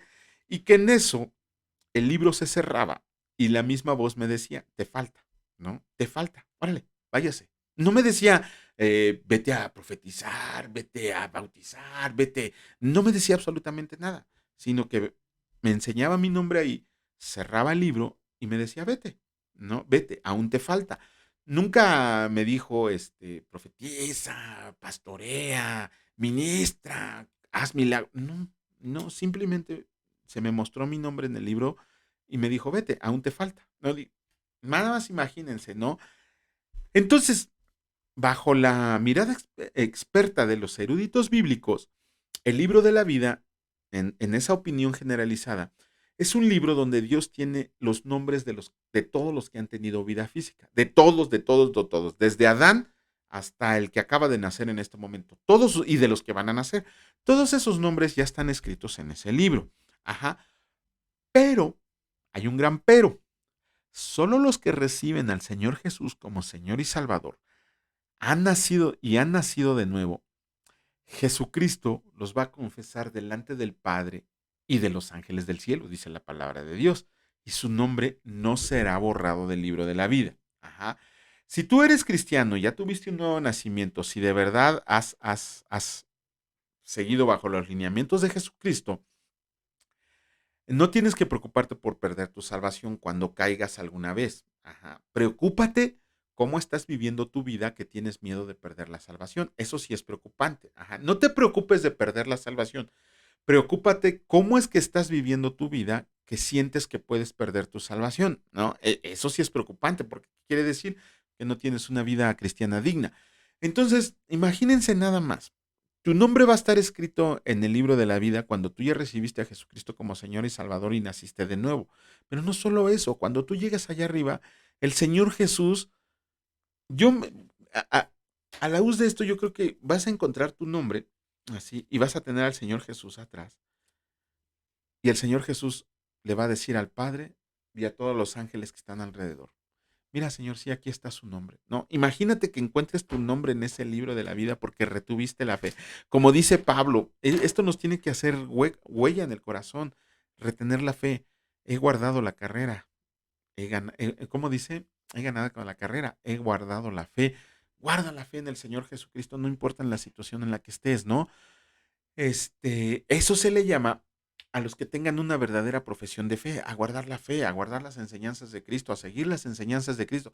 Por ahí estaba leyendo hace rato un pastor que decía que todavía estábamos bajo la ley porque Jesucristo guardó la ley y que Jesucristo nos manda a guardar la ley, que Jesucristo no vino a abrogar la ley. Se avientó un chorote ahí de versículos, los destruyes con Gálatas, ¿no? Pero bueno, a todos aquellos que tengamos una verdadera profesión de fe en vez de una profesión religiosa, porque tú te las puedes de dar muy santo, que asistes a la iglesia cada domingo, que haces obras de caridad, que todo lo que ganas se lo das a tu mamá, no lo sé, lo que tú consideres que estás haciendo, que estás bien, pero si no has nacido de nuevo y de corazón no te has arrepentido y además no has recibido a Jesucristo como Señor y Salvador, con plumota van a borrar tu nombre del libro de la vida. Ajá.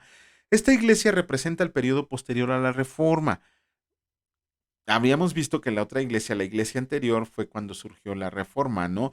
Pero en esta iglesia se volvió formal, ritualista, mundana y política. O sea, en vez de seguir las doctrinas del Señor Jesucristo, empezaron a hacer los ritos, costumbres, a seguir las corrientes del mundo y permitir que el gobierno se inmiscuyera en sus filas, ¿no? Ese es, ¿cómo se llama? Lo que el Señor le dice a la iglesia. Vamos a continuar con la siguiente iglesia. En esta ocasión nos toca la iglesia de Filadelfia. Ajá, ¿qué significa Filadelfia? Ese sí está muy fácil su interpretación, por lo de filos, ¿no? Filos del FIA, el amor a los hermanos. Ok, híjole, ¿cómo se presenta el Señor Jesús a esta iglesia? Como el santo y verdadero, el que tiene las llaves del reino de David, el que cierra, bueno, perdón, el que tiene las llaves de David, el que cierra y nadie abre, el que abre y ninguno cierra. Miren, también hace poquito encontré a un señor que se cree pastor y me dijo que estaba tomando un curso para encontrar las llaves de David. Y yo así, "Ah, chis, a ver, otra vez, ¿cómo? Que en su iglesia le estaban dando un curso. Ah, porque su iglesia dice que es cristiana y que es la única permitida para llevar profecía a las demás naciones, ¿no? O sea, que ella es la única que tiene el permiso de Dios para llevar la profecía a las naciones. Bueno, pues ya vemos que desde ahí no tienen sana doctrina. Y que iban a llevar un curso para encontrar las llaves de David, ¿no? Híjole, les digo, no leemos. ¿Por qué? Esto de las llaves de David también viene muy claro en la palabra de Dios. En la palabra del Señor viene muy claro quiénes son el versículo así lo dice, ¿no? El Señor tiene las llaves de David. O sea, es lo que les digo, a veces queremos profundizar en desentrañar lo que dice la palabra y a veces la palabra es bien clara y se responde con ella sola, ¿no? ¿Qué es las llaves de David? Hay un versículo, sí hay un versículo en el Antiguo Testamento que el Señor dice: yo soy el que le dio las llaves de David, yo soy el que tiene las llaves de David. Pero es una alusión al Viejo Testamento, porque ese versículo en donde está lo que dice las llaves de David en el contexto, dice, donde Dios abre puertas y cierra bocas. Eso es lo que significa las llaves de David. Ajá, abrir puertas y cerrar bocas. Y a veces, no sé, yo no me atrevería a tomar ese curso tan aberrante de encontrar las llaves de David, porque primero no es una iglesia con sana doctrina, desde que dicen que son la única que tienen el permiso, y no es una iglesia de testigos de Jehová ni de adventista, es una iglesia cristiana que dice que es la única autorizada por Dios a llevar profecía a las naciones. Bueno, quién sabe dónde vaya a terminar esa iglesia y este señor, pero bueno. Ok. Esta iglesia de Filadelfia recibe felicitaciones. ¿Por qué recibe felicitaciones? Porque ellos habían sido fieles, aún en su humana debilidad, aún en su poco entendimiento. Ellos siempre confiaron plenamente en el Señor Jesús y nunca negaron su nombre. Ellos dijeron, nosotros somos de Cristo y de aquí nadie nos mueve. Por eso la iglesia de Filadelfia es la que más está así, como que la que dice Jesucristo, de esta así, le busco y no encuentro por dónde, ¿no? De hecho, los judíos se sintieron humillados cuando reconocieron que ellos eran la sinagoga de Satanás. Ujú. Y que los de Filadelfia eran la grey escogida. Imagínense que los mismos judíos eh, reconocieron que cuando la palabra dice que son sinagoga de Satanás, eran ellos, el pueblo judío, y que la grey escogida eran las iglesias cristianas, y en este caso la iglesia de Filadelfia. Y, bueno, no quisieron convertirse, pues ya el Señor tratará con ellos en la tribulación. Ajá. Ok, su recompensa, ¿cuál sería su recompensa? Es que por mantener la verdad de Dios, serían apartados de la prueba que vendría sobre el mundo. Ok, ¿cuál es esa prueba? La tribulación, las tribulaciones, ¿no? Nosotros tenemos esa promesa del Señor Jesús, que no vamos a pasar por los 7 años de tribulación. De hecho, nos dice que nos va a esperar a la mitad entre el cielo y la tierra para llevarnos a su reino.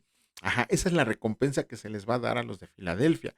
Ok, el vencedor será puesto como columna del santuario. No sé qué significa. Así, aquí estuve buscando en muchos Biblias de estudio, en muchos comentarios bíblicos, y no sé qué significa que sea puesto como columna del santuario. El único comentario, el única interpretación que encontré y también me pareció la más acertada es la del comentario bíblico de William MacDonald, en donde dice que tampoco él sabe qué significa que van a ser hechos columnas del santuario. Lo que sí dice es que una columna denota fortaleza, honra y permanente seguridad. Ujú. De hecho, por aquí lo tengo. Déjenme buscarlo. Ah, es que sí lo anoté por acá de este lado. Espérenme tantito, ¿no? Dice, como columna del santuario, lo que denota fortaleza, honra y permanente seguridad y que nunca dejará su puesto. Ajá.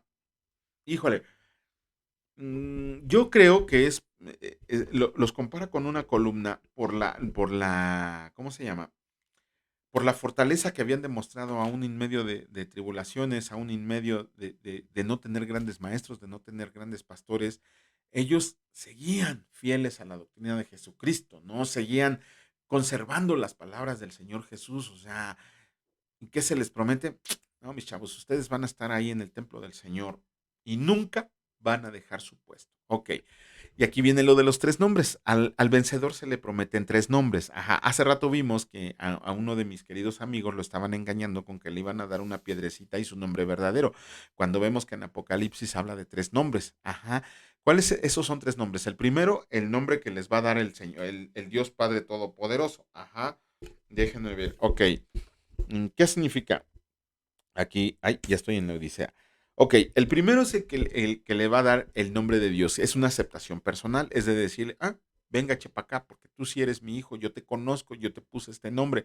Ajá, el vencedor. De hecho, así dice en la palabra de Dios en el Antiguo, te conozco, porque yo te elegí, yo conozco tu nombre. Imagínense que cuando vayas allá y nuestro Dios Padre te diga, yo conozco tu nombre.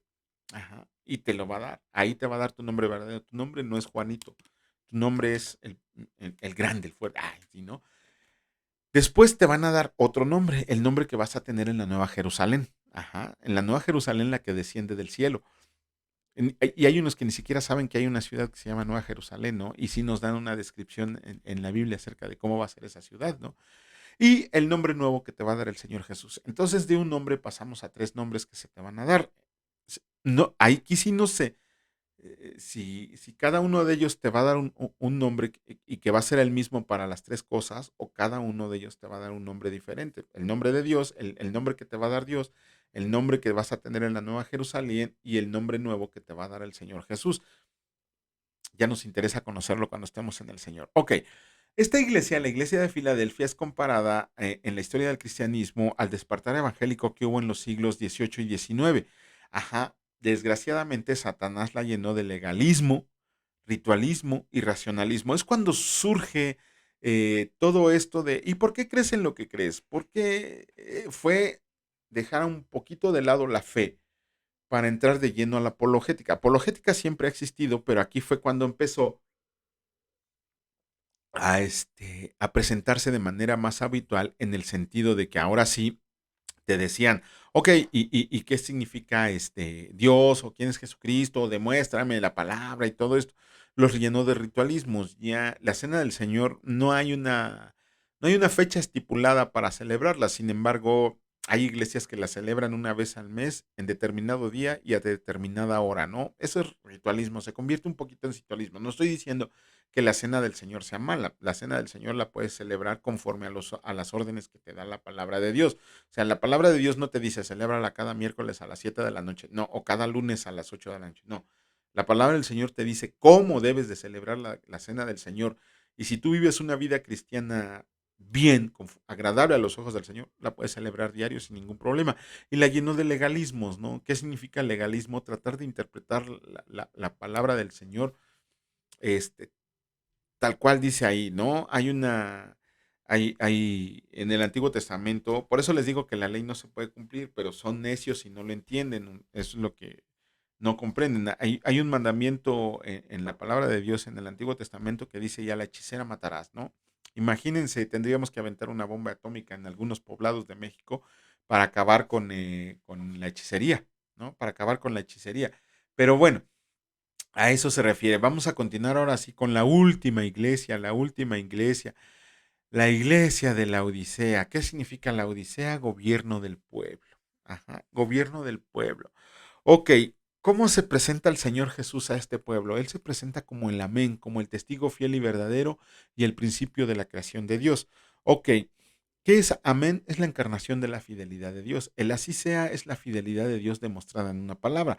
El principio de la creación es la presencia de Jesucristo en el momento de la creación. No significa que Jesucristo haya sido creado, que haya sido la primer cosa, el primer ser o lo primero que creó Dios. No, significa que Él estuvo presente en la creación. De hecho, la palabra de Dios dice que por Él y por medio de Él fueron creadas todas las cosas. Es la preeminencia sobre todas las cosas que hay. Ok, ¿cuál era la característica principal de esta iglesia? Que no era, aquí le puse ni tibia ni caliente, debe decir ni fría. Híjole, lo puse al revés. Ojo, ojo, ojo, ojo, ojo. Quiero, aquí en este punto, en el primer punto, quiero hacer una aclaración. Aquí en la lámina puse que dice ni tibia ni caliente, sino abominablemente fría. Es al revés. Disculpen mi error, no lo noté hasta ahorita. Dice la palabra de Dios que no es ni fría ni caliente, sino que es muy fría. Perdón, otra vez. Dice la palabra de Dios que no es ni fría ni caliente, sino que es tibia, abominablemente tibia. Era tan repugnantemente tibia que al Señor le daba asco. Así lo dice. ¿Por qué? Porque dice la palabra, yo te vomitaré de mi boca. Al Señor Jesús, a nuestro Dios Padre Todopoderoso, él hubiera preferido que se hubiera ido a los extremos. Ok, eres muy fría, eres como la de Éfeso, ¿no? Eres muy frío, perdiste tu primer amor, pero tienes esperanza de volver a enamorarte. O tú eres muy caliente, o sea, tú eres bien caliente, o sea, tú haces las cosas bien, andas bien movido en las cosas del Dios, en las cosas de Dios, pero tú la Odisea como que estás en medio, como que quieres estar en medio, como ni que para allá ni para acá. Y eso le da asco al Señor. Eso hace que el Señor te quiera, ¿cómo se llama? Vomitar. ¿Por qué? Era tan tibia que podía engañar a la gente, que era una iglesia de Dios. Ajá, que hacía las cosas del Señor, ¿no? Y era una iglesia que se caracterizaba por su orgullo, su arrogancia, su autosuficiencia y su complacencia. Ajá. Cuando el Señor les dice que compren oro refinado por fuego, les está diciendo es que hay una justicia divina que ni se compra, que bueno, esa justicia divina se compra sin dinero y además no tiene precio. Ajá. Les dice, pónganse vestiduras blancas, que es la justicia en la vida práctica, en la práctica de la vida diaria, ¿no? Dice, únjanse los ojos con colirio, ¿para qué? Para que tuvieras una mejor visión espiritual por medio del Espíritu Santo.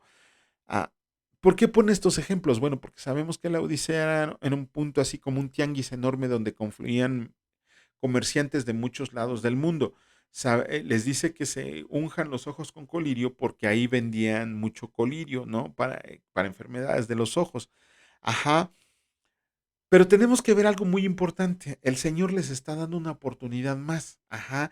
Esta iglesia, el Señor Jesús la va a reprender y la va a meter en disciplina. ¿Por qué? Porque la ama, porque la ama.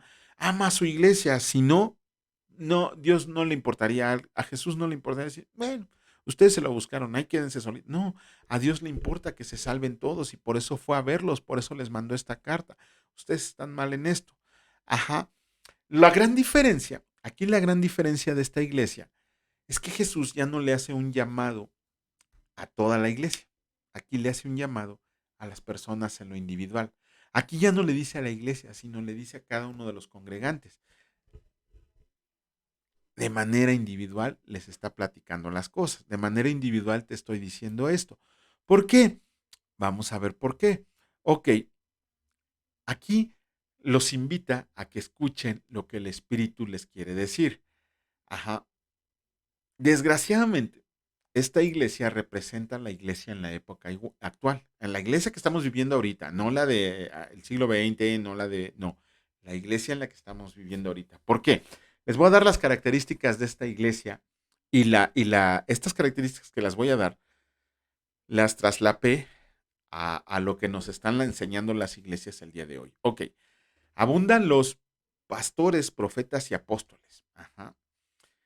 Ricos, millonarios, mientras que dije las lamas, mientras que las almas se pierden por falta del verdadero evangelio.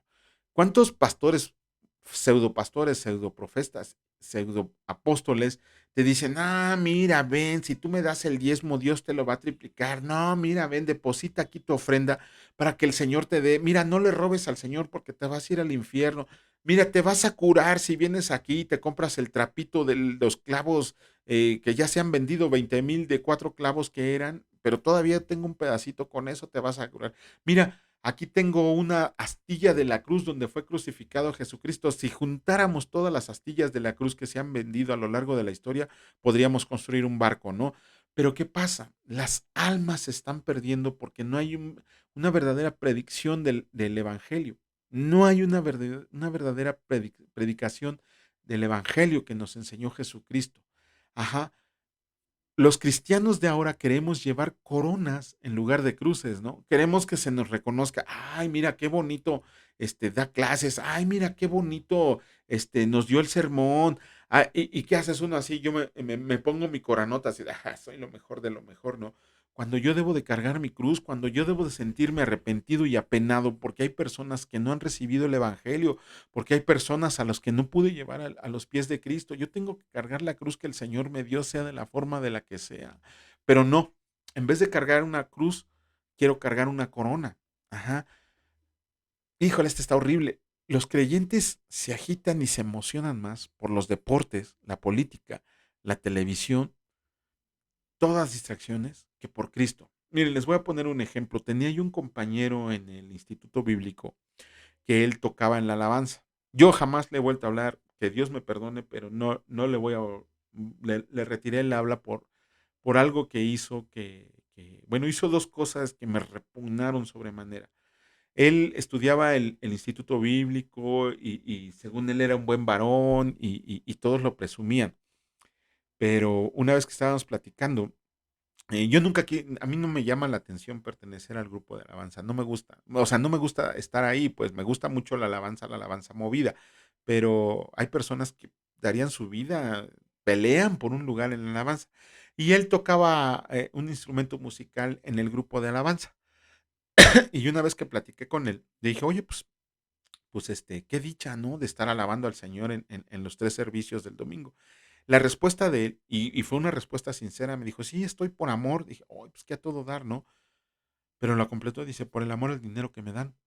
Esa fue su contestación. Yo pensé que estaba bromeando, pero estaba hablando en serio. O sea, dice, yo estoy por amor, pero por amor al dinero que me dan. Dije, esa fue una de las cosas que me hizo sentir muy mal con su amistad, ¿no? Y la segunda fue que una vez que él tuvo que estar tocando en el grupo de alabanza, era una final entre dos partidos de fútbol.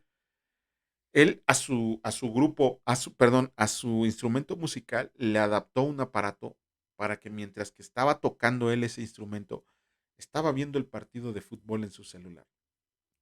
Eso a mí me repugnó.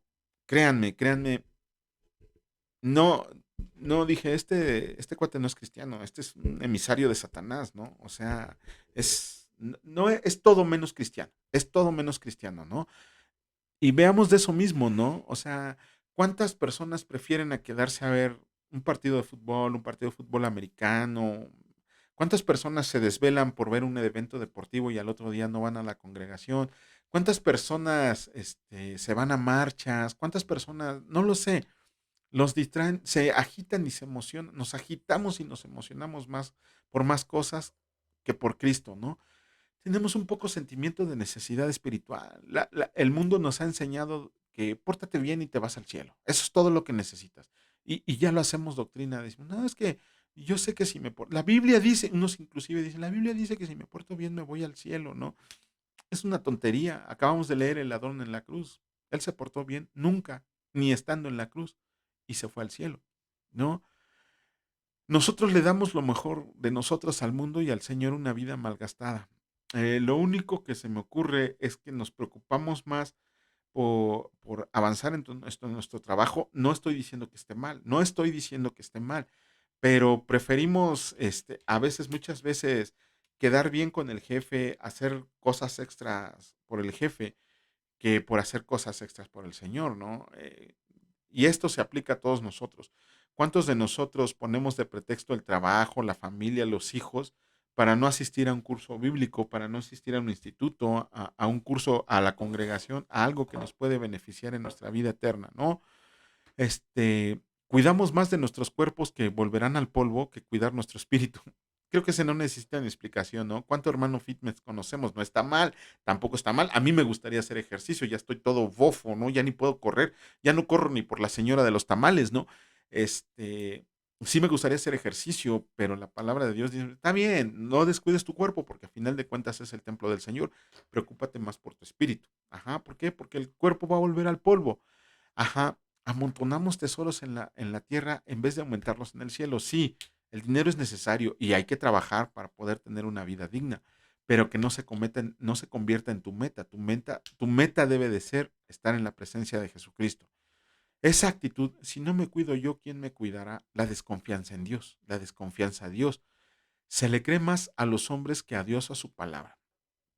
Y volvemos al ejemplo de la Iglesia Católica. Estaba yo teniendo un debate con un católico y él siempre yo le mostraba versículos bíblicos y él siempre me dijo, es que lo que el Papa dice, es que lo que el sacerdote dice, no, no es que, y cuando tú le muestras Jeremías 17, los primeros versículos, no sé si está del 5 al 11, del 3 al 5, búsquenla ahí, está entre el 1 y el 11, pero Jeremías 17 dice, maldito el hombre que confía en el hombre, y se los muestras con su Biblia, ¿no? Oye, pues es que yo te estoy mostrando la palabra de Dios y tú me estás confiando en lo que dice tu sacerdote, en lo que dice tu cura.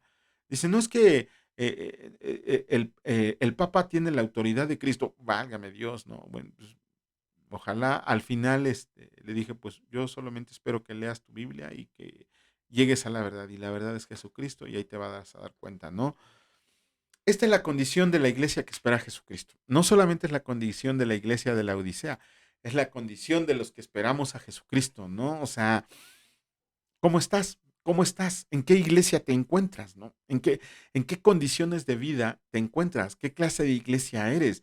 Eres la iglesia como Éfeso, que has perdido tu primer amor. Eres como la iglesia de Esmirna, que tiene temor a la persecución. Eres como la iglesia de Filadelfia, que no eres recriminado porque estás viviendo una vida cristiana digna. O eres como la iglesia de la Odisea, que el Señor, le das asco al Señor. Perdón, pero es lo que dice la palabra. Te vomitará de su boca.